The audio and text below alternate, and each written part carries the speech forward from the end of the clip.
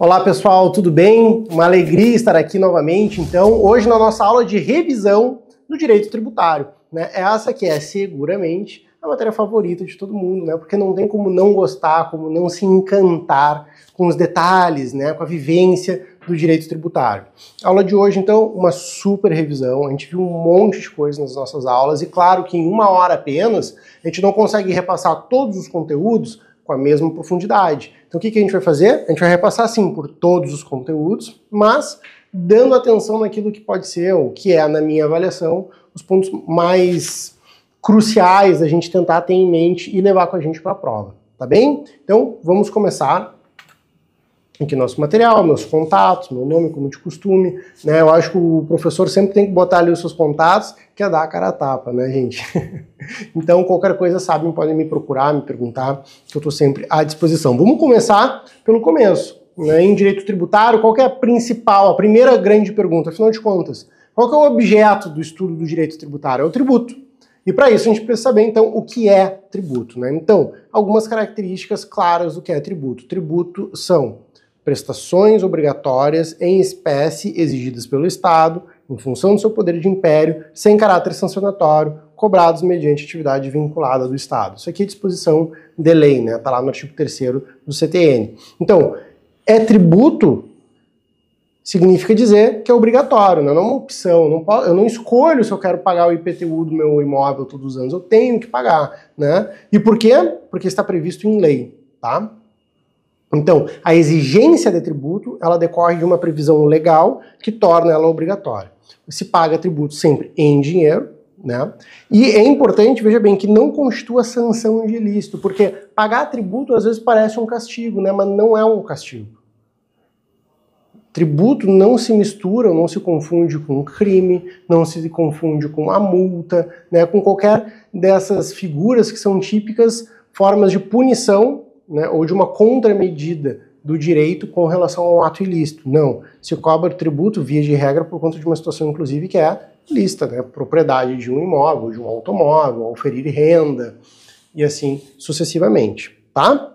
Beleza, então, tributo é tudo isso, mas e daí? E daí que o tributo ele tem suas espécies, né? Então o tributo é gênero, do qual nós temos as várias espécies que a gente precisa dominar, a gente precisa saber quais que elas são. Vamos começar pelo mais importante, pela mais importante, a mais famosa dessas espécies, que são os impostos.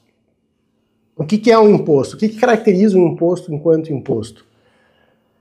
É o seu caráter não vinculado. O que isso significa? Significa dizer que o produto da arrecadação de impostos, ela não está necessariamente atrelada a uma certa destinação. O ente arrecadador, município, estado ou união, faz com o produto da arrecadação de impostos o que ele bem quiser. Qual que é o exemplo clássico, né? Quantas vezes nós não reclamamos, poxa, eu pago IPVA todo ano e as estradas e as ruas todas são super esburacadas, não tem uma contramedida do estado ou do município no que diz respeito à qualidade das ruas pelas quais eu transito com o carro que me obrigam a pagar IPVA todo ano. Vejam, isso é um erro técnico que nós aqui na Verbo não mais cometeremos. Por quê? Porque o IPVA é um imposto sobre a propriedade de veículos automotores. E se é um imposto, significa dizer que o Estado, o IPVA é um imposto estadual, pode fazer com o produto da arrecadação o que ele bem quiser. Normalmente, até digo muito provavelmente, o produto da arrecadação do IPVA não vai para estradas e rodovias. Vai para o quê? Para pagar a folha do Estado, por exemplo, a folha dos professores, a folha da Brigada Militar. Vai para fazer algum investimento de infraestrutura. Então vai para onde o gestor público achar que deve ir, tá bem? Então essa é a grande característica, está lá no artigo 16 do Código Tributário Nacional e na Constituição Federal também, no artigo 167, inciso 4º, né? O artigo 167, que é um artigo que fica no capítulo do direito financeiro na Constituição e que ele trata das vedações constitucionais no que diz respeito a essa matéria financeiro-orçamentária. Lá está dizendo, quando a gente pensa em orçamento, eu não posso ter uma vinculação do produto da arrecadação de impostos, ok? Bom, os impostos eles têm as suas classificações. E é importante a gente saber elas, porque obviamente isso pode cair na prova, mas porque isso também nos ajuda a bem entender questões que porventura nós tenhamos que enfrentar na prova. Primeiro, reais ou pessoais. O que significa? O imposto, ele é devido em razão de uma coisa ou da pessoa. Exemplo de tributo de imposto real. IPTU, IPVA. Né? Porque eu pago em relação de algo, uma coisa corpórea, uma propriedade de algo. Então, a minha qualidade, veja, eu posso ser um falido, eu posso ser uma pessoa sem nenhum meio, mas se eu for proprietário de um imóvel, eu tenho que pagar o IPTU dele. Por quê? Porque esse é um imposto que ele não se preocupa com a característica pessoal do contribuinte, ele se preocupa com a característica da coisa.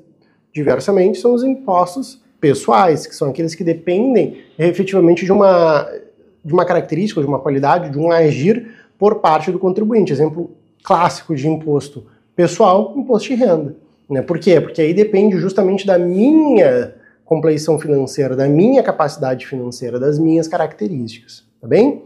Bom, eles podem ser diretos ou indiretos. O que significa isso? Imposto direto é aquele imposto que quem é o contribuinte e quem tem que pagar por ele, quem arca com o ônus financeiro desse imposto, são a mesma pessoa. Por exemplo, imposto de renda. Né? Quem é que é o contribuinte do imposto de renda? A pessoa física ou jurídica que oferiu renda. E quem é que arca com o ônus financeiro deste imposto? A própria pessoa. Mas nem sempre é assim, nós vimos. Exemplo, ICMS. No ICMS, quando a gente compra algo no supermercado, por exemplo, a gente tem lá o valor da mercadoria que a gente comprou e a gente tem o valor do ICMS sobre aquela nota fiscal.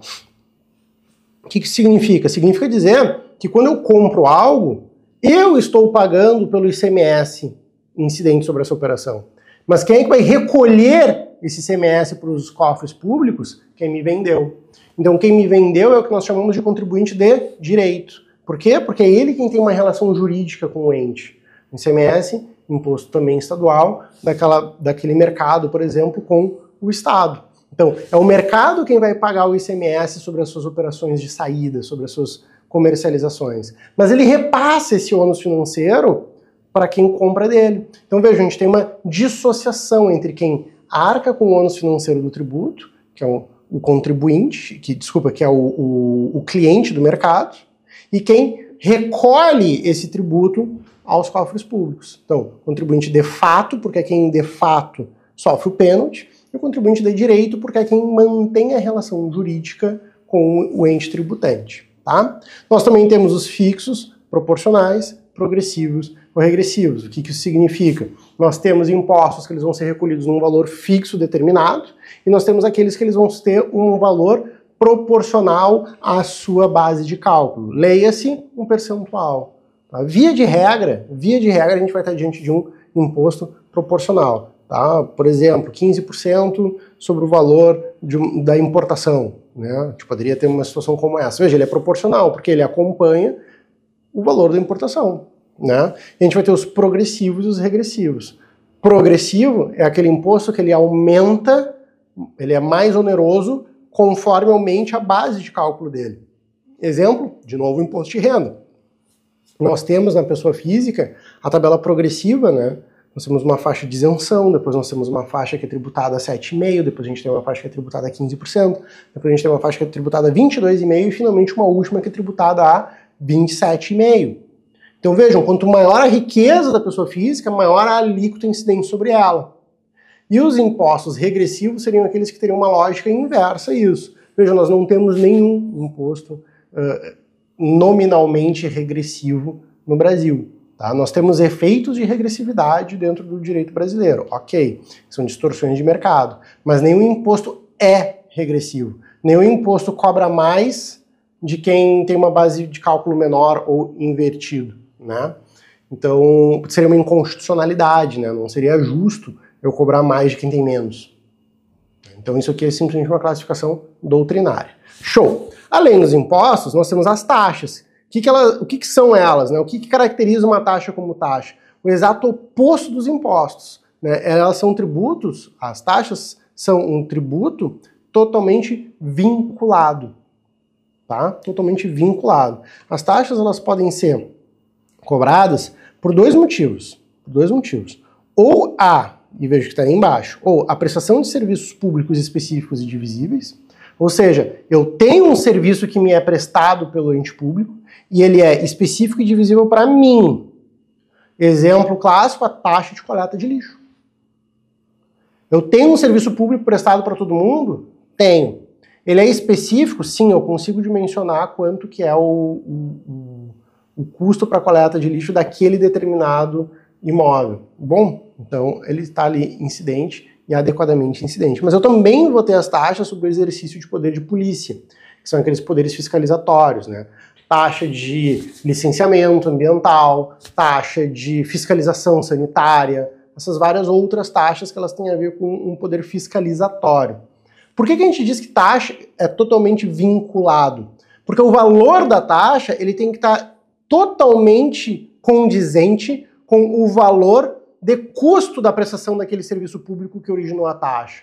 Então, vamos pensar aqui numa taxa de fiscalização ambiental. Qual que é o valor dessa taxa? É o valor necessário para o custeio da atividade de fiscalização ambiental. Eu não posso ter um enriquecimento do ente público pelo surgimento de uma taxa, senão ela se torna inconstitucional por desproporcionalidade. Então vejam, nós temos de um extremo os impostos e no outro extremo as taxas, como totalmente desvinculados e totalmente vinculados, tá? E lembrando, tem que haver então essa correlação, veja ali a última linha, deve haver uma correlação razoável entre o valor cobrado e o custo do serviço prestado. Show! A gente vai ter também a contribuição de melhoria, outra espécie tributária. O que caracteriza a contribuição de melhoria? Ela é um tributo cobrável, né? Ela se torna exigível como uma forma de buscar junto aos contribuintes uma contraprestação pela valorização imobiliária que esses contribuintes tenham percebido, tenham recebido eles, em decorrência de uma obra pública.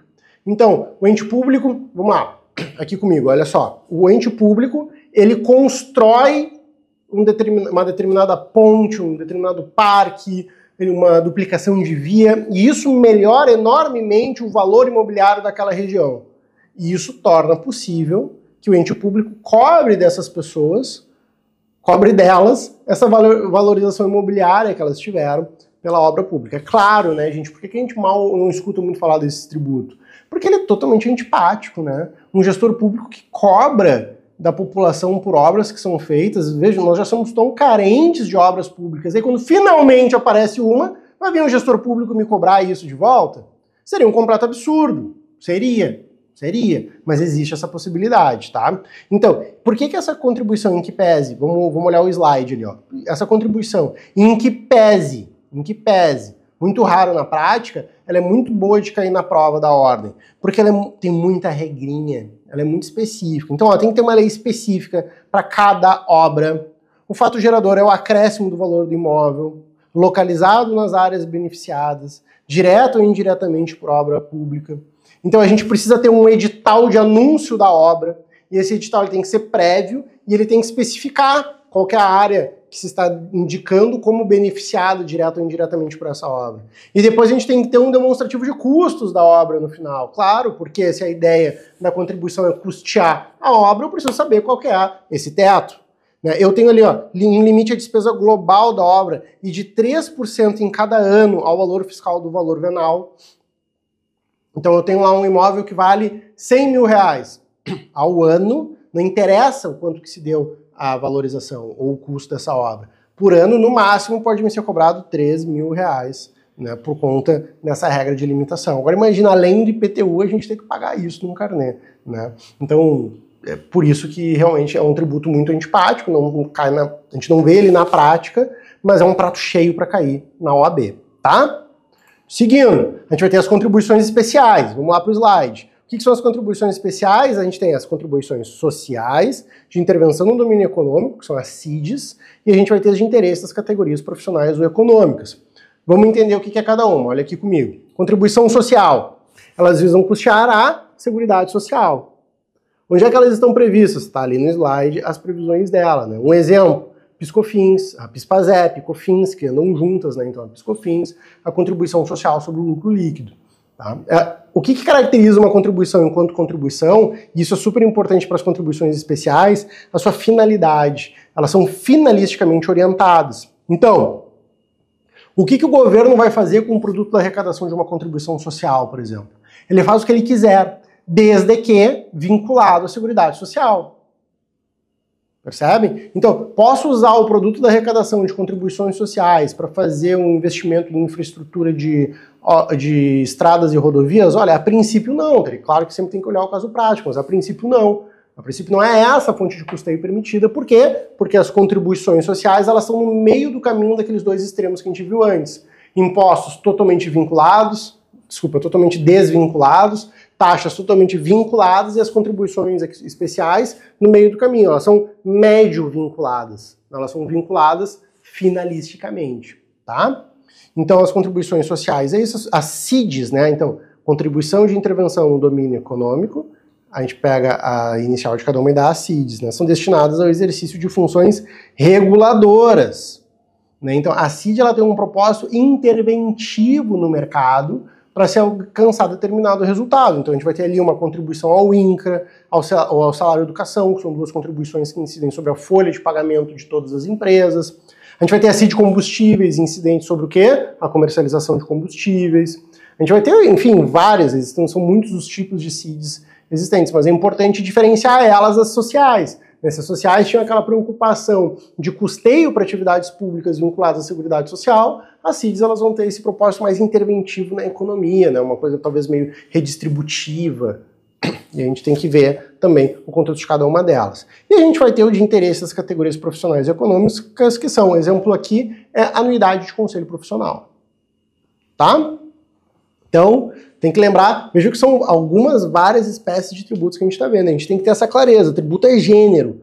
A gente vai ter essas várias espécies e cada espécie tem o seu regramento e as suas especificidades. Tá? É um regime jurídico constitucional, chatinho, né, porque é muita regrinha, mas ao mesmo tempo muito rico e por isso tão fascinante. Né? Seguindo, o empréstimo compulsório. Outro tributo pouco lembrado, vamos botar assim, na prática, e justamente por isso bom de cair em prova. Por quê? Porque ele é um contrato forçado. O empréstimo compulsório é um tipo de tributo em que eu pego o dinheiro das pessoas, né, eu, gestor público, eu pego o dinheiro das pessoas, mas eu sou obrigado a devolvê-lo depois. Então essa já é a grande marca distintiva do empréstimo compulsório. É o único tributo reembolsável. E eu reembolso em dinheiro, né? Claro, em dinheiro. Então, o próprio ente público não tem lá tanto interesse assim, em buscar essa forma tributária, né? Mas por que eu acho que é uma espécie boa de cair em prova, né? Por causa dessa última linhazinha aqui do slide, olha lá. Precisa ser instituído por lei complementar. Os outros que nós vimos, eles são instituídos por lei ordinária. Aqui é lei complementar. O nome disso se chama legalidade qualificada. Né? Lembrando, qual que é a diferença de lei ordinária para lei complementar?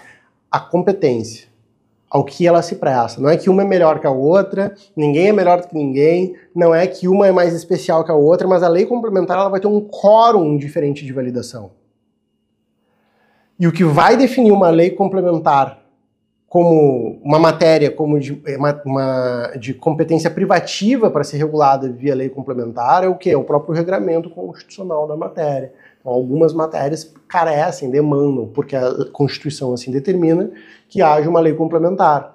E aqui em matéria tributária, esse aqui é um bom exemplo e um bom ponto distintivo do empréstimo compulsório para as outras espécies tributárias. Tá bem?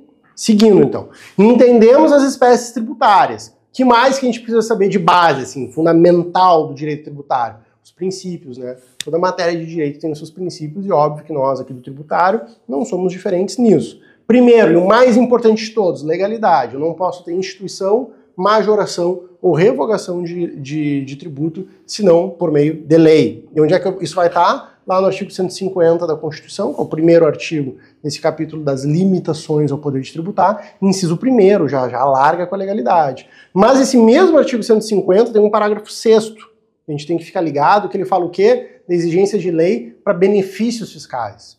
Claro, se eu preciso de uma lei para instituir um tributo, é natural que somente um outro instrumento legislativo do mesmo quilate, do mesmo peso, possa relativizar esse tributo, não é mesmo? E aí alguém pode dizer assim, mas é que assim, para instituir tributo eu quero proteção, mas se for para benefício fiscal, para liberar incentivos, aí não precisa, é melhor até que haja uma certa relatividade. Eu discordo veementemente dessa afirmação pelo seguinte motivo, porque um benefício fiscal mal dado gera uma vantagem indevida para alguém.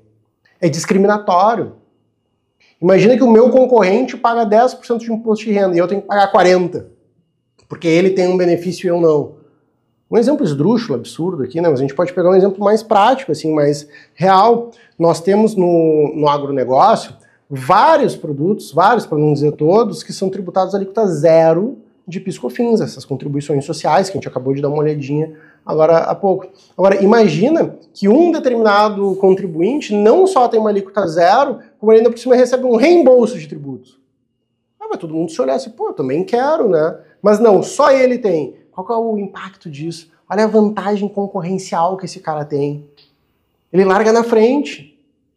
Então é claro que a concessão de benefícios e incentivos fiscais de qualquer natureza é matéria séria e é bom que seja regulado por lei. Tá? É bom que a Constituição assim preveja. Bom, voltando para o slide, tem exceções? Claro que tem. Então ali elas, o imposto de importação, de exportação, o IPI, o IOF, a de combustíveis e o ICMS de combustíveis. Agora, por que tem essas exceções? Volta aqui para mim. Porque esses são os chamados tributos extrafiscais. O que significa ser um tributo extrafiscal? Significa dizer que a razão de ser desses tributos aqui não é primordialmente arrecadar. Nós temos tributos que existem para arrecadar, principalmente para arrecadar tributos, para que o ente público possa bem exercer lá suas funções. Agora, nós temos outros tributos que a função deles, em que pese, claro, seja também arrecadatória, primordialmente é mais uma função interventiva. Veja, imposto de importação e exportação são impostos que eles incidem no mercado internacional. O governo precisa ter liberdade. Aconteceu uma crise, uma guerra na Ucrânia. Guerra na Ucrânia. Poxa, a gente precisa então facilitar a compra de trigo de outros lugares. Vamos reduzir o imposto de importação sobre o trigo, porque o nosso principal comerciante lá, o principal exportador, está em guerra.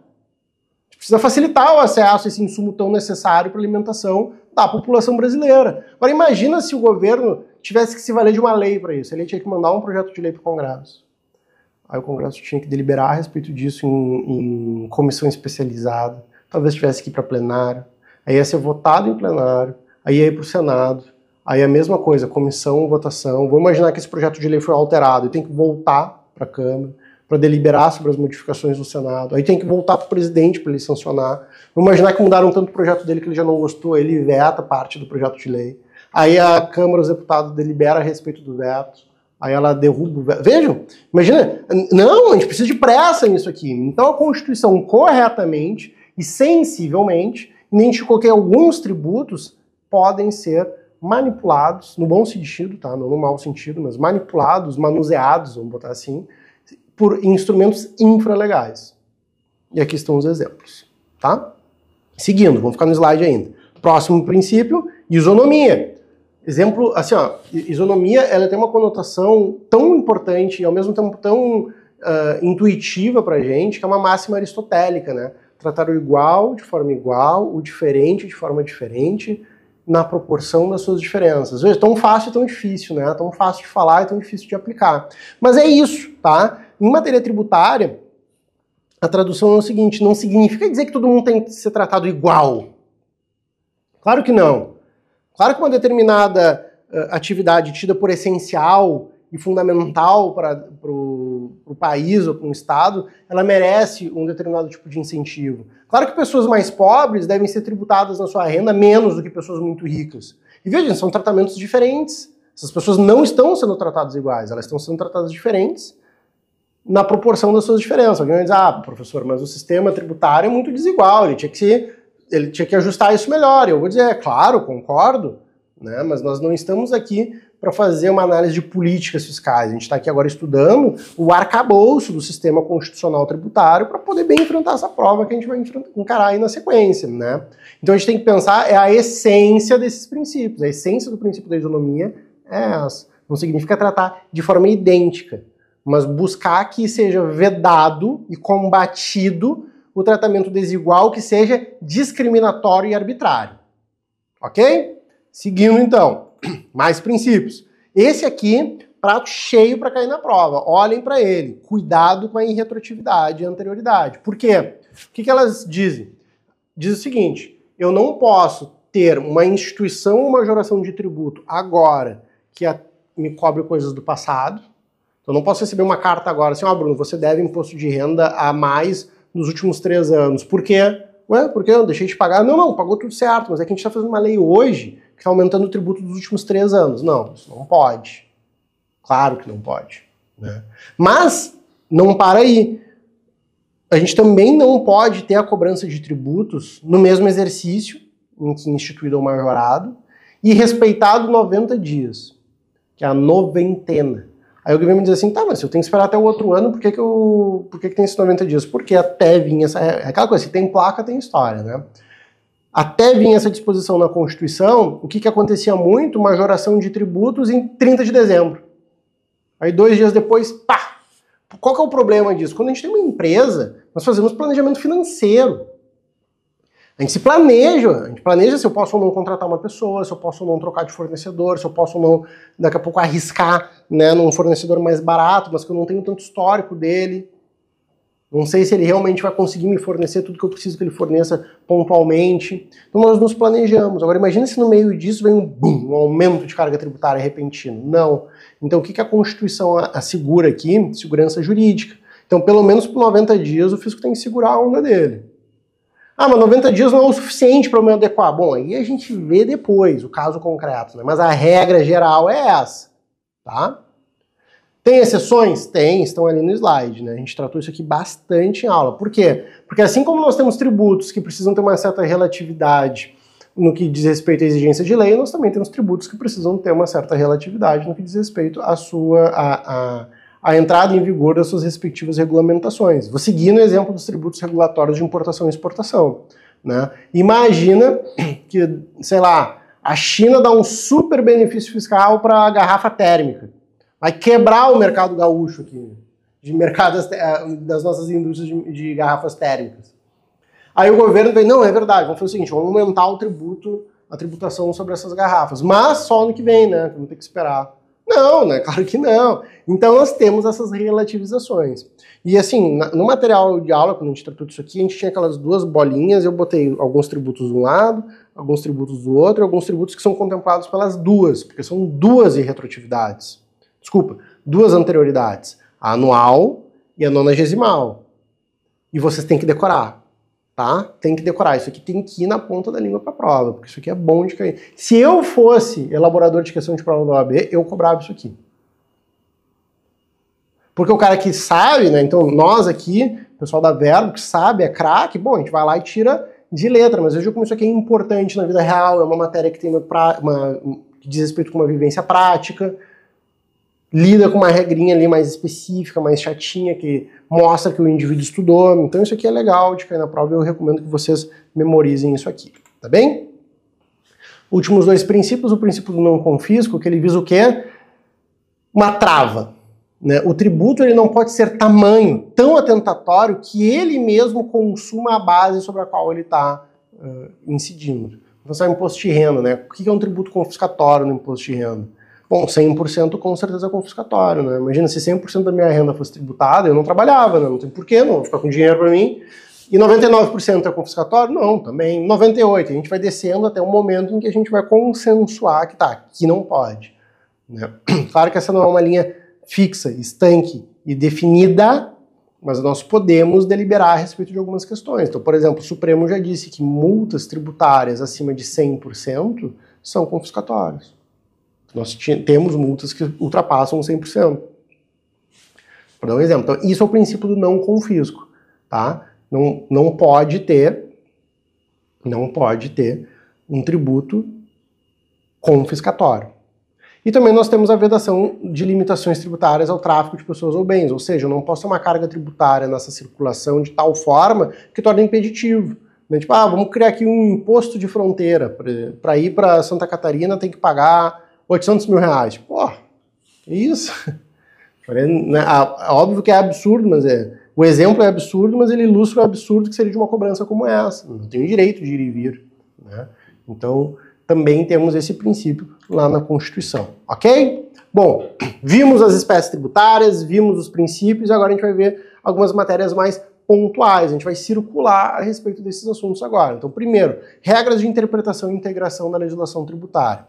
Primeira delas, eu não posso ter analogia para cobrar tributo e equidade para dispensar tributo. O que isso quer dizer? Vamos ver aqui comigo. O que significa analogia? Analogia é quando eu tenho uma situação que ela é diferente, mas parecida de uma outra situação. E a lei determina o seguinte: situação A sofre incidência de IPI, Imposto sobre Produto Industrializado. Situação B não está prevista na lei. Não está. Ou seja, legalidade tributária, não pode ter incidência. Aí o fisco, criativamente, vai dizer assim, não, mas vê bem, as duas situações são muito parecidas. Na prática é a mesma coisa. Então o que ele está fazendo? Ele está criando um raciocínio analógico para tentar que B seja tributado pela regra que determina a tributação de A. Pode isso? Não pode. Artigo 108. Mas posso eu dizer o seguinte, olha, eu quero me valer de equidade. Ou seja, eu até sei que a lei é aplicável ao meu caso, mas se a gente aplicar a lei ao meu caso, é injusto. Então eu não quero pagar o tributo. Posso fazer essa alegação? Pelo 108, não pode. Tá? Além disso, 109 e 110 vão dizer o quê? Que eles vão elucidar, ou eles vão positivar, essa é a palavra mais adequada, eles vão positivar o caráter de sobreposição do direito tributário. Porque o direito tributário usa muitas expressões de outras áreas do direito. Contrato, compra e venda, circulação de mercadorias, prestação de serviço, renda, receita, despesa. São normas de direito privado, né? São expressões, perdão, de direito privado. Então, o que o direito tributário faz, e esses dispositivos estão dizendo, nós não redefinimos os conceitos de direito privado. A gente se aproveita deles e aí a gente aplica o direito tributário em cima deles. Tá? E finalmente, o 111 vai dizer que benefícios fiscais são interpretados literalmente, e vocês devem ler isso como restritivamente. Né? Então, na dúvida, a gente aplica sempre o menor. Por quê? Porque o benefício fiscal ele é uma regra de exceção, então as exceções devem ser tratadas como tal. E o 112 vai falar de interpretação mais favorável ao contribuinte em situações de modificação. Né? Então, por exemplo, eu tenho dúvida a respeito de qual multa aplicar ao contribuinte. Qual que eu aplico? A que lhe é mais vantajosa, com base no 112. Beleza? Show! Vamos entender agora o que é o crédito tributário e o lançamento tributário. Né? Crédito tributário é o direito subjetivo que o ente público tem e que lhe permite exigir o tributo.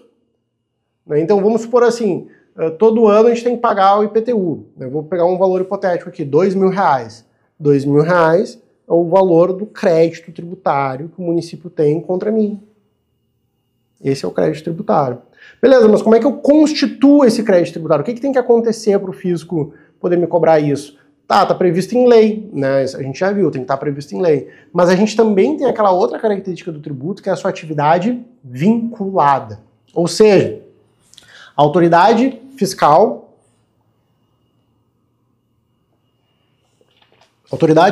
competente tem que fazer um procedimento para a constituição do crédito tributário. Tem que calcular o tributo, tem que dizer quem, quando e onde deve pagar, e deve notificar o sujeito passivo do vínculo obrigacional tributário para pagar. Esse procedimento é um lançamento tributário, tá? Então, o crédito tributário ele existe, mas ele só se torna exigível graças ao lançamento. Né? E ele vai ser exequível, que a gente viu e vai ver aqui na revisão a questão de execução fiscal, quando ele for inscrito em dívida ativa. Então, eu tenho a situação hipotética prevista em lei, que é o fato gerador, né? Ou melhor, que é a hipótese de incidência tributária. Uma vez que o contribuinte incorra nessa hipótese de incidência, a gente vai ter o fato gerador, então eu tenho lá na lei, auferir renda. Aí eu, Bruno, fui lá e auferi renda. Então a hipótese de incidência, eu incorri no fato gerador, eu auferi renda, o ente público vai ter um crédito tributário contra mim. Para que isso seja perfectibilizado, ele tem que lançar o crédito tributário, ou seja, ele tem que quantificar e me notificar para fazer o pagamento, e aí a gente vai ter um crédito tributário certo, líquido e exigível, tá bem? Por isso que ele é executável. Uma vez lançado, constituído esse crédito tributário para o lançamento, ele pode ser alterado? Pode, mas em apenas algumas situações específicas, conforme o artigo 149. Só a autoridade privativa pode constituir o crédito tributário, desculpa, a autoridade administrativa pode constituir o crédito tributário, porque é uma atividade vinculada, conforme o artigo 142. Sempre tem que ser em moeda nacional, tá? O lançamento ele tem que quantificar o tributo em real, e nós temos as regras ali de irretroatividade. Então, o lançamento se reporta à data de ocorrência do fato gerador, olha o que está escrito ali, ocorrência do fato gerador, e rege pela lei então vigente. Por quê? Porque o fisco tem, a gente vai ver os prazos prescricionais e decadenciais, ele tem tempo para verificar. Né? A gente não tem um Big Brother olhando para a gente o tempo inteiro. Então vamos supor que alguém lá, de repente, recolheu menos tributo do que deveria. Então o fisco vai ter os 5 anos dele para fazer essa fiscalização. Quando ele fiscalizar, o que ele tem que atentar? Que ele tem que aplicar a lei vigente na época, não a lei vigente quando ele está fiscalizando, porque pode ter tido mudança. Ok? E tem exceções, como também está previsto ali no slide.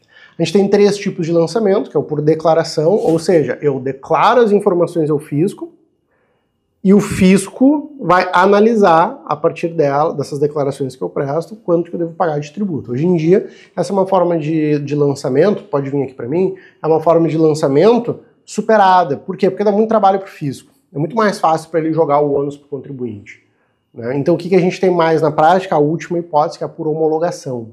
Tá? O que é por homologação? Eu, contribuinte, eu apuro quanto de tributo eu devo, eu declaro para o fisco quanto que eu devo, eu pago, e aí eu espero o prazo de 5 anos de fiscalização do fisco para ver se ele concorda ou não com tudo que eu declarei, prestei e recolhi. Se ele não concordar, ele me notifica, a gente volta para a questão do lançamento, se não, fica por isso mesmo. Poxa, mas eu vou ficar 5 anos em situação de sujeição? Sim, mas nós ficamos 5 anos sempre. O fisco sempre tem 5 anos para fiscalizar. Tá? Então, essa aqui é a modalidade por excelência hoje. A declaração de imposto de renda é uma modalidade de lançamento por homologação. Não é só porque se chama declaração que é por declaração. Por quê? Porque eu declaro o tributo devido, eu recolho o tributo devido e eu espero o fisco, de repente, né, sei lá, me botar em malha fina. Tá? E o último, que é o de ofício. Qual que é o de ofício? É aquele que ele parte do fisco. Então, se eu recolher tributo a menor, ou se na verdade eu acho que eu recolhi devidamente, mas o fisco discorda de mim, ele quer me cobrar um outro tributo, uma complementação tributária. Né? Daqui a pouco eu industrializo um produto e eu acho que, por exemplo, essa caneta aqui, e eu acho que ela é sujeita a uma alíquota de 5%. E eu vou lá, declaro e recolho IPI de 5%. E vem um fisco e diz, não, essa caneta aqui não é IPI 5, é IPI 15. Então o que ele vai fazer? Ele vai fazer um lançamento de ofício, porque aí parte dele, que é o lançamento de autuação, tá? Show. Seguindo, nós temos 2 prazos importantes, decadência e prescrição. Decadência é o prazo que o fisco tem para constituir o crédito tributário, para fazer o lançamento. Prescrição é o prazo que o fisco tem para executar o crédito definitivamente constituído. Uma vez constituído o crédito contra mim, eu posso me defender, né? Eu sou notificado, mas eu posso apresentar uma impugnação, uma defesa administrativa, e isso vai gerar um processo administrativo que pode demorar muitos anos. Vejam, o fisco teve o prazo dele e usou esse prazo para constituir o crédito tributário contra mim, decadência. Depois que esse processo administrativo terminar, vamos supor que terminou e eu perdi. Eu perdi. Na esfera administrativa, eles entenderam que eu devia pagar, assim, o IPI de 15 sobre a caneta. O fisco tem 5 anos para entrar com a execução fiscal contra mim. Tá? Então o prazo prescricional ele fica suspenso enquanto nós tivermos essa discussão administrativa. A prescrição não tem muita dúvida, assim, ela é mais tranquila, mas a decadência tem. Tá? Por quê? Porque a grande questão é de quando que começa a correr a decadência. E a gente tem 2 situações. Tá? Quando a gente está falando de lançamento por homologação, que é a regra geral, é o 150 parágrafo 4º. O prazo decadencial começa a correr na data do fato gerador do tributo.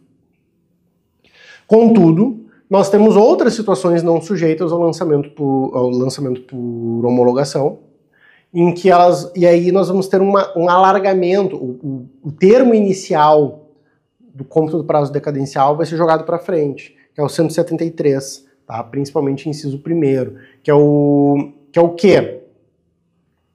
O 173 ele vai dizer o seguinte, em casos de simulação, fraude ou dolo, o prazo não é o fato gerador, é o primeiro dia útil do período subsequente a que o fisco poderia ter conhecimento daquilo. Porque vamos supor que a gente esteja diante de uma situação de fraude, de sonegação fiscal. Né? O fisco não tem como saber no momento do fato gerador que o contribuinte está sonegando. Então, não é justo que corra contra ele um prazo que ele não tem como cumprir.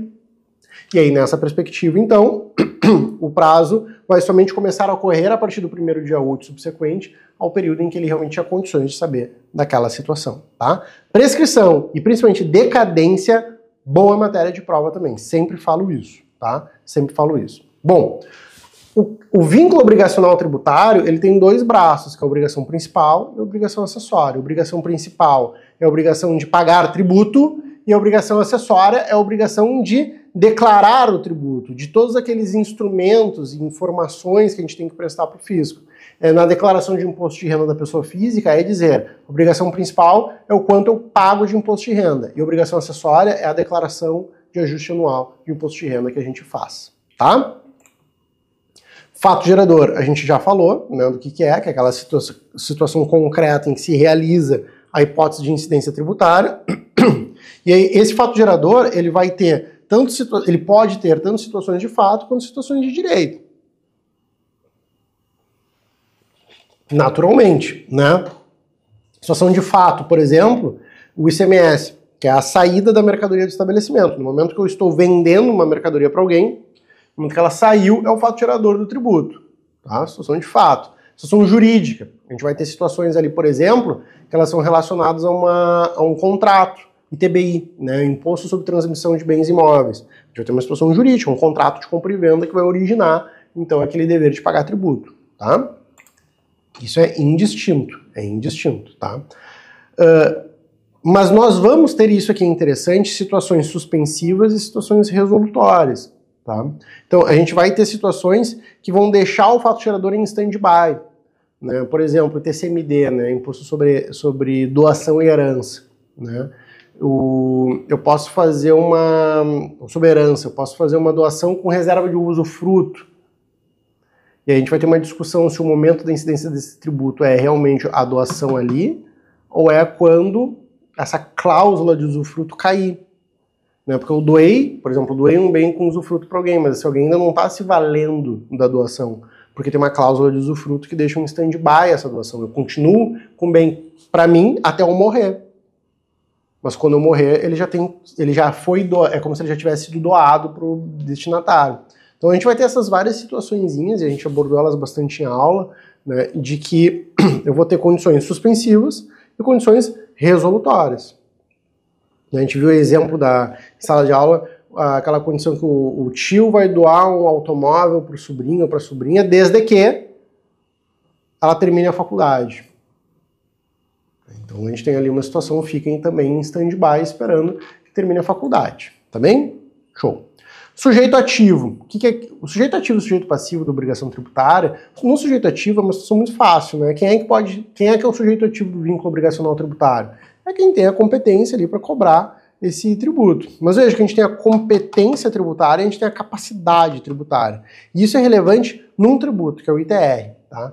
Impostos federais são cobrados pela União, estaduais pelo Estado, municipais pelo município, mas o ITR, que é um tributo, um imposto federal, ele pode e normalmente é cobrado e fiscalizado pelos municípios, porque a Constituição permite que a União delegue. Por quê? O ITR é um imposto sobre propriedades rurais, imposto territorial rural, e é claro que o governo federal lá de Brasília não tem muitas condições de ficar fiscalizando a propriedade de terras rurais no interior do país.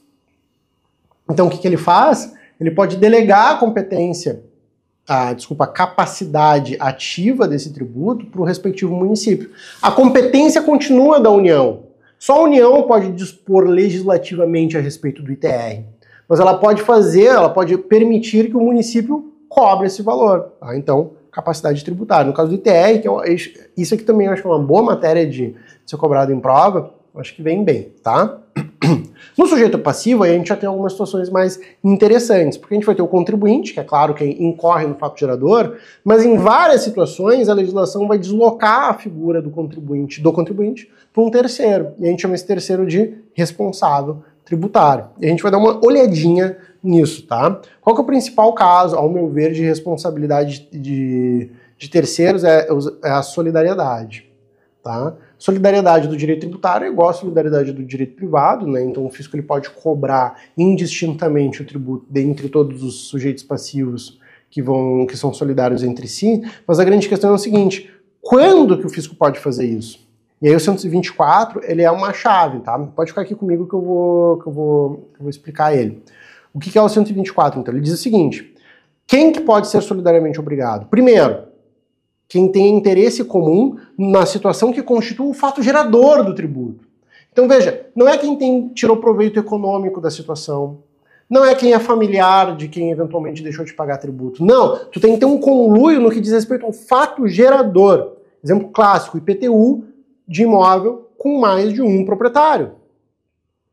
Se eu tenho mais de um proprietário, ambos os proprietários eles têm o quê? Interesse comum naquela situação com o fato gerador, que é ser proprietário. Tá? Então, muito cuidado. E, claro, pessoas expressamente designadas em lei, né? Mas muito cuidado. Solidariedade é uma situação muito delicada, boa também de cair em prova, porque ela tem essa especificidade. Ah, o fisco incluiu os sócios de uma empresa, mas por quê? Os dois eram diretores? Não, só um era diretor e o outro não. Opa, então já tem que ver direitinho, assim, qual que é o âmbito de responsabilidade de cada um. Por que solidários? Ah, porque os dois se beneficiaram da ação. Não, mas não é, o benefício econômico não é a condição estabelecida em lei para fins de solidariedade, tá? Seguindo, a gente vai ter a responsabilidade por sucessão, que é quando a gente tem uma empresa, um contribuinte sucedido por outro, né, o exemplo clássico aqui é de um débito que eventualmente alguém tem e que aí essa pessoa falece, né, mas não a única situação. A gente também vai ter isso em pessoas jurídicas. Em caso de fusão, transformação e incorporação, essas situações de M&A, né, de operações societárias, se duas empresas se fundem, os débitos delas se juntam nessa nova pessoa jurídica. Se uma se transforma em outra, mesma coisa. Se há uma incorporação de uma por outra, a incorporadora sucede a incorporada nos seus débitos tributários. Se é uma cisão, vai haver também uma cisão a princípio proporcional dos débitos da empresa, tá? Então tudo assim. Boa. A gente vai ter esse instituto fenomenal que é a denúncia espontânea, que é quando o contribuinte sabe que errou e ele espontaneamente, antes de qualquer fiscalização, isso é muito importante, antes de qualquer fiscalização, ele vai lá e ele declara e paga. É o famoso errei, fui moleque. Tá? Errei, fui moleque, me perdoa, tá aqui meu dinheiro. O fisco nem sabia que o cara estava devendo, ele foi lá e pagou, então tá tudo certo. Por que a denúncia espontânea é fenomenal? Porque aí o contribuinte não pode ser cobrado de multas. Então ele se resguarda de ser multado por aquele inadimplemento tributário. Bom, vamos repassar, e aqui vai ser um repasse de flash, né, gente, nos tributos em espécie, porque senão a gente vai ficar aqui, a gente poderia ficar horas e horas e horas. Mas vamos lá. Imposto sobre importação, imposto federal, autoexplicativo sobre importação, né, ele é devido, esse quadrinho aqui é o quadrinho que a gente explorou em aula, eu vou recapitular, eu trouxe eles de volta, né, no momento do registro da importação no sistema de comércio exterior, que é o Siscomex, tá?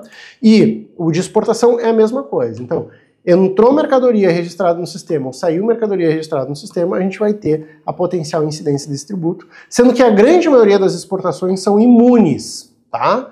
São imunes, mas o tributo, ele existe. A gente vai ter o imposto de renda, que como nós sabemos, ele incide sobre renda.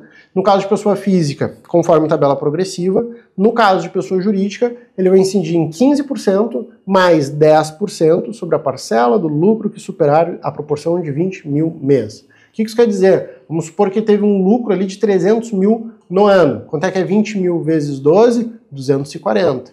Então ele vai pagar 15% sobre os 300 mil. Mas ele também vai pagar um adicional de 10% sobre a parcela que superar os 240 mil. Ou seja, mais 10% sobre 60 mil. Tá? Também federal. Aí ali no slide anterior, aqueles princípiozinhos do imposto de renda. Generalidade, universalidade, etc, etc. IPI. O IPI ele vai incidir tanto na saída de produtos industrializados, quanto na importação de produtos industrializados, ou na arrematação de produto, né, de produto industrializado em leilão. Então ele tem essas três materialidades. Tá? E aí a gente tem que atentar que cada uma dessas materialidades vai ter o seu respectivo critério temporal de exigência. O sujeito ativo é sempre a União, mas o sujeito passivo vai ser ou o importador, ou o industrial, ou o estabelecimento equiparado industrial, porque a gente vai ter situações em que pese o contribuinte não seja ele industrial, a lei equipara ele. Um bom exemplo, inclusive, é o importador. Né? O importador, ele é o equiparado, porque se eu compro câmera fotográfica para revenda, né? Eu vou ser equiparado industrial, vou cobrar, inclusive vai me ser exigido esse IPI. Por quê? Porque senão quem importa para revenda vende mais barato do que quem produz o produto aqui dentro do território nacional. Então é uma forma de proteção no mercado interno, tá? Seguindo, uma coisa importante do IPI e do ICMS também é esse princípiozinho da seletividade, ou seja, quanto mais essencial o bem, menor tem que ser a alíquota sobre ele, e a não cumulatividade, que a gente viu bastante em aula também, tá? Que eu tenho um sistema de créditos e débitos, eu apuro créditos de IPI e de ICMS nas compras que eu faço e débitos nas minhas saídas. E aí eu faço, quando eu for recolher, eu faço um menos o outro, tá? Importante recordar disso. Bom, a gente vai ter o ITR, que a gente já conversou, né? A grande questão do ITR me parece ser essa possibilidade de deslocamento da capacidade tributária ativa da União para os municípios. A gente vai ter o IOF, que é um tributo muito exótico, né? Mas que ele vai incidir sobre operações financeiras, creditícias e de seguros, né? A gente vai ter, isso aqui ali embaixo que é importante, o imposto sobre grandes fortunas, que é um imposto nunca instituído, né? Então ele acaba tendo uma cobrança em prova um pouco prejudicada, porque a gente não tem uma regulamentação a respeito dele, mas ele está previsto na Constituição, tá? E a gente vai ter isso sim, os impostos residuais extraordinários. O que é o residual? Lá no artigo 154 da Constituição, a gente vai ter hipóteses residuais, ou seja, pode a União criar impostos sobre outras materialidades que não estejam previstas nas demais previstas na Constituição? Pode, desde que respeitado aqueles requisitos. Então, instituição por lei complementar, não cumulativo, e não pode ter a mesma materialidade dos demais tributos, dos demais impostos já previstos na Constituição. E os impostos extraordinários são aqueles no caso de guerra externa, né, que, principalmente não no caso de guerra, ou né, em caso de grande calamidade pública, e eles são justamente isso, eles são extraordinários, eles demandam uma situação muito, muito, muito anômala. Esses são os federais. Em âmbito estadual, a gente vai ter o ITCMD, que é o Imposto sobre Doação e Heranças, e aqui a grande questão que eu chamo a atenção de vocês é o local do tributo, tá? O local do tributo, aonde, porque como ele é estadual, e a gente vai ter situações interestaduais, a gente tem que cuidar para qual estado eu recolho. Então vejam ali, ó, no slide, o segundo quadrinho. Se a gente está falando de bem imóvel, vai ser no lugar do bem. Eu tive uma doação ou uma herança de um imóvel, de um apartamento. Vê o estado onde está o imóvel e está tudo certo. Mas quando a gente está falando de bem imóvel, aí muda, porque se a doação é no estado de domicílio do doador. E se a herança é onde for processado o inventário. Então, muito cuidado com isso, porque quando é herança, a gente tem uma liberdade. Né, um planejamento tributário, inclusive. A gente pode abrir esse inventário num estado que tem uma tributação mais vantajosa. Mas quando é doação, é no estado de domicílio do doador, tá? Então, muito, muito, muito cuidado com isso. Boa matéria para prova também, tá? A gente vai ter bom, aqui é o que eu estava explicando para vocês agora. A gente vai ter o ICMS, né? O ICMS que é um tributo super complexo, mas o que a gente tem que lembrar? Incide sobre circulação de mercadorias. Isso aqui não é circulação física de mercadorias, é circulação jurídica. Então é a translação de propriedade, de titularidade do bem, tá? Então se eu vendo para alguém, não vai ter ICMS, por quê? Porque eu não faço isso com habitualidade. Porque eu caracterizo o contribuinte do ICMS é essa intenção de mercancia. O mercado, quando vende, ele sim vai ter incidência de ICMS, mas quando eu vendo para um amigo, para um familiar, alguma coisa, ele não tem essa intenção de mercancia, é simplesmente um negócio pontual, tá? Fato gerador na circulação, na saída do bem. A gente vai ter, e essa é uma situação importante aí no slide mesmo, a substituição tributária, né, que é super importante. O que é a substituição tributária? É uma forma de responsabilização de terceiros. Exemplo, poxa, tem como o Estado fiscalizar cada cerveja que é vendida em cada boteco, cada cigarro que é vendido em cada banca de jornal? Não, não tem como. Então, o que o Estado faz? Em vez de ele cobrar de quem está vendendo essa mercadoria, ele cobra antes, ele cobra da indústria. Então, a indústria de cigarros, a indústria de bebidas, a indústria de medicamentos, é feito um cálculo estimando qual que é o preço que essa mercadoria vai chegar até o seu consumidor final. E aí a indústria ela recolhe tanto o ICMS próprio da sua venda para o atacado varejo, quanto o ICMS por toda essa cadeia que se está presumindo. Tá? Então é uma base de cálculo presumida. Pode isso? Pode, está ali ó, no slide, artigo 150, parágrafo 7º, e na lei Candir, que é a lei do ICMS referida antes, no artigo 10º dela. Ok? O ICMS ele não vai incidir apenas sobre essa circulação de mercadorias, ele também incide sobre alguns serviços. de telecomunicações e, principalmente, de transporte de bens ou coisas intermunicipal. Se o transporte for dentro do mesmo município, é ISS, que a gente já vai ver. Mas se o transporte ele se dá entre mais de um município, aí é o ICMS, tá? Ele também vai incidir sobre comunicações, porque foi vamos botar assim, um ajuste feito na Constituinte. Antigamente o ICMS era só ICM, mas com a Constituição de 88 se botou algumas competências a mais para os estados poderem ter mais arrecadação, tá bem? Aí aqui a gente vai ter o IPVA, não tem muito mistério no IPVA, tá, gente? Um caso clássico. Lembrando sobre o que ele não incide, né? Sobre o que ele não incide, mesmo, e aí aqui eu trouxe um exemplo no slide da reforma tributária, mas só para ilustrar, mas ele não incide hoje ainda sobre propriedade de veículos marítimos e veículos aeroespaciais. Então, se eu tenho um jatinho, eu pago IPVA? Não pago IPVA, tá? Indo para os municipais, a gente vai ter o IPTU, também sem nenhum grande mistério aqui no IPTU, né? Se eu sou proprietário de um bem imóvel urbano, eu pago IPTU. Qual que é a grande questão do IPTU? E isso sim, volta e meia cai na prova, essas questões de responsabilidade solidária, né? Eu tinha um imóvel, eu não paguei o IPTU, eu vendi para outro. IPTU é um imposto real.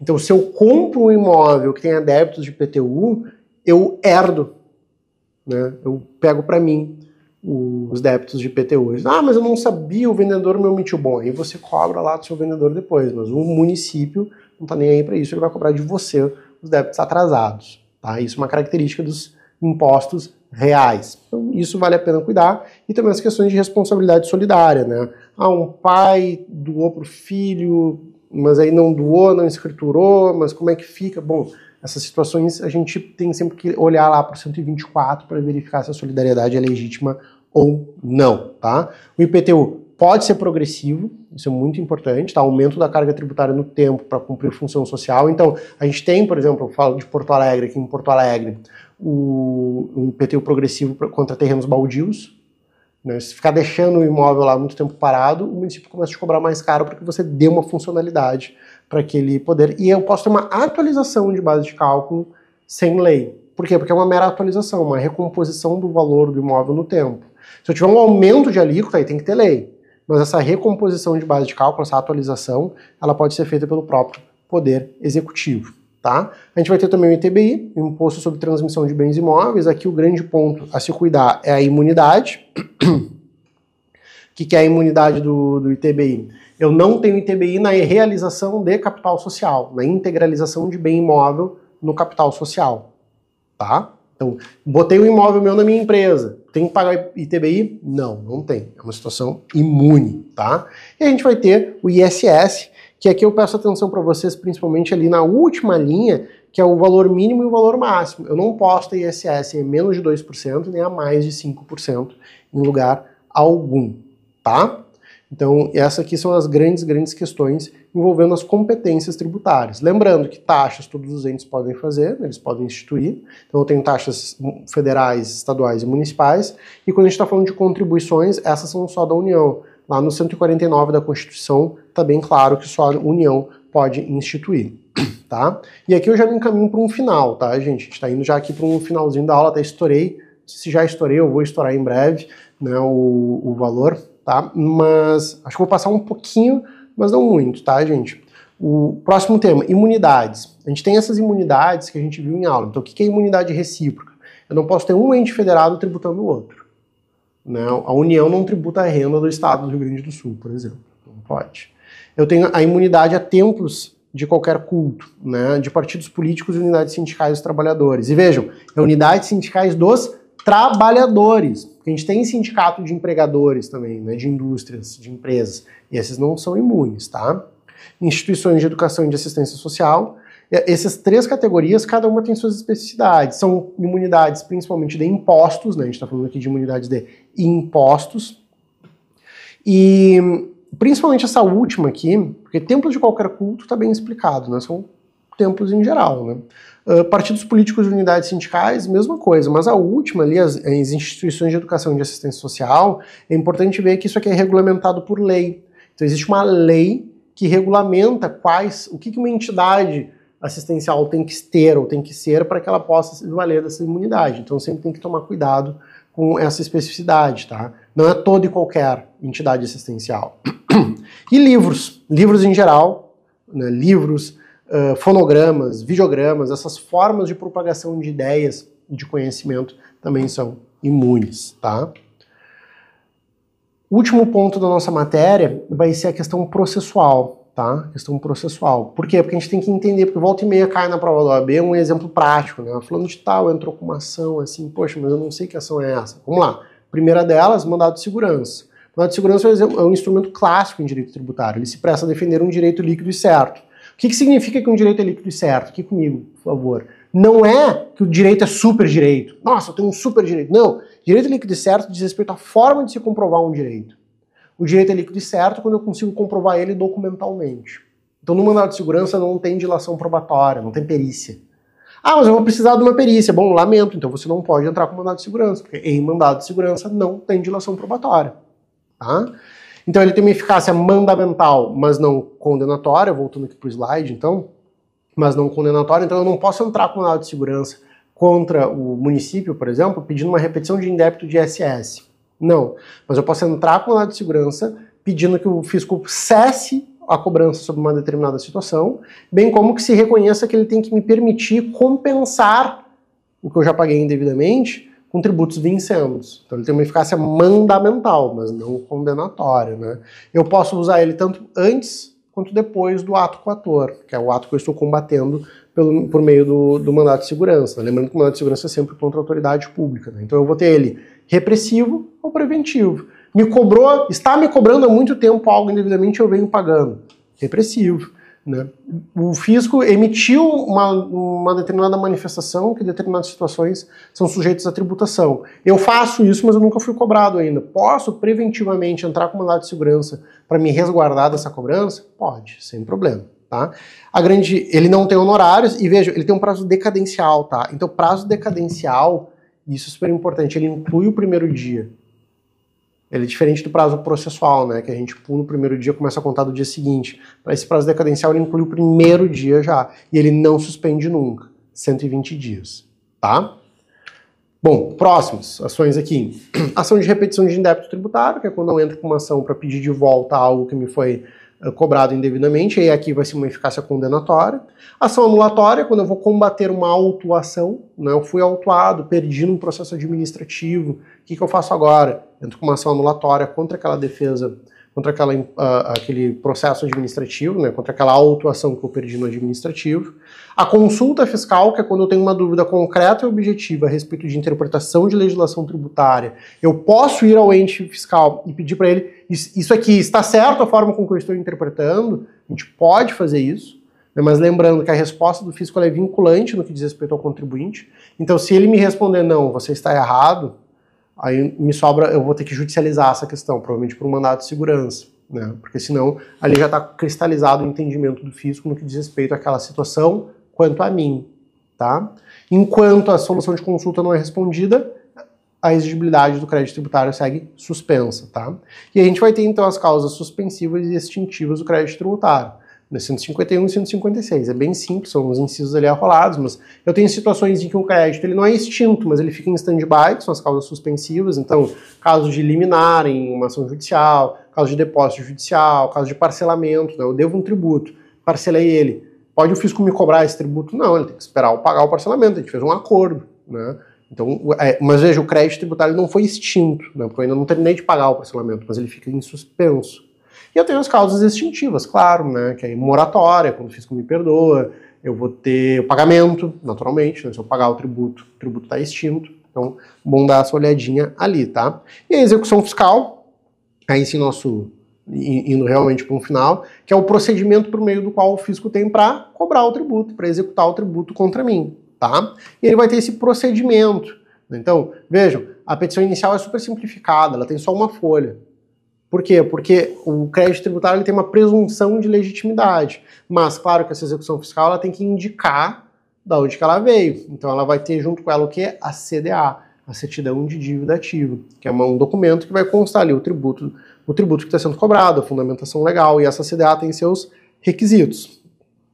ele é citado, o réu é citado, o executado é citado para pagar, ele não é citado para se defender, diferente do processo civil usual. Ele tem 5 dias para pagar, e se ele não pagar, vai começar a ter penhora, tá? Ou, se ele quiser discutir, ele pode garantir a execução fiscal, e ele tem que garantir, tá? Essa é uma maldade, vamos botar assim, da execução fiscal. Se eu estou sendo cobrado um valor que eu não tenho, eu fico refém dessa situação. Eu tenho que pedir para o juiz, eu tenho que usar uma série de princípios para ver se me deixa discutir a ação, eu tenho que provar que eu não posso, porque a regra é, primeiro, no particular, garante a execução fiscal integralmente. Depois é que ele pode, então, apresentar os embargos de execução fiscal no prazo de 30 dias. E com o que ele pode garantir? Como é que funciona? Aí tem a ordem legal ali do artigo 11 e do artigo 9 e 11 da LEF, da Lei de Execuções Fiscais, tá? Prazo 30 dias, e claro que a Fazenda também tem 30 dias para impugnar os embargos. Os embargos de execução fiscal, altos apartados, né? Então tem o processo de execução fiscal e o processo de embargos de execução fiscal, tá? E uma vez garantida a execução fiscal, ela fica suspensa, né, até que se resolva essa questão nos embargos, tá? Claro, se a pessoa perder o prazo para apresentar embargos, aí a execução vai simplesmente realizar aquela garantia. Tá? Eu posso ter uma reunião de várias execuções fiscais numa só? Posso. Eu posso ser um contribuinte que tem muitos débitos contra o município, né? Por exemplo, ele tem muitos imóveis, vamos imaginar assim, uma grande incorporadora imobiliária, fez um bloco de imóveis, né? E aí, em todo ano ele não paga o IPTU de todos os blocos. Isso pode ser reunido num processo só? Pode, né? A economia processual faz até sentido. E a gente vai ter a situação da prescrição intercorrente. Se esse processo ficar parado muito tempo, ele é extinto. O que tem que acontecer? A partir do primeiro retorno negativo, então, citado o réu, ele não fez nada, tentou bloqueio em contas, não encontrou bens, pum, já começa a correr. Um ano, começa a correr. Enquanto o fisco não achar algo, o prazo não é interrompido, tá? Então esse prazo ele só é interrompido diante de medidas que se mostrem úteis à realização do processo. Passou um ano, nada aconteceu, aí começa a correr 5 anos de prescrição intercorrente. É a mesma coisa. O fisco tem que achar alguma coisa, se ele não achar, o processo é extinto por prescrição intercorrente. Muito bem, gente. Olha, da minha parte, vocês sabem, eu sempre falo isso, é um prazer e uma alegria, né, falar sobre direito tributário. Estar aqui com vocês, então, nem se fala. Eu repito isso em todas as aulas, né? Dar aula é um sonho realizado da minha parte, espero que tenha sido proveitoso para vocês. Para mim, com certeza foi. Eu estou sempre à disposição de vocês. E vamos lá, boa sorte nessa prova que a gente com certeza vai conseguir a aprovação. Um grande abraço.